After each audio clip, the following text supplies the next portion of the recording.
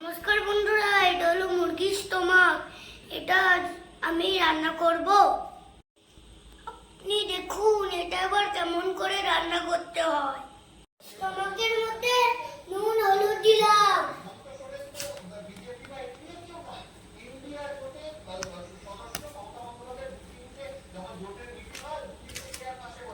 পেঁয়াজটা ভেজে নিব, আদা রসুন লঙ্কাটা বেটে নিব,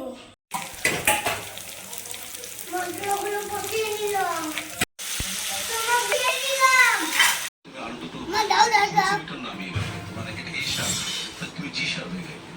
তুমি আগে থেকেই ভেবে নিচ্ছে পারবে, তাই না? শুনে দেয় অন্তরাটা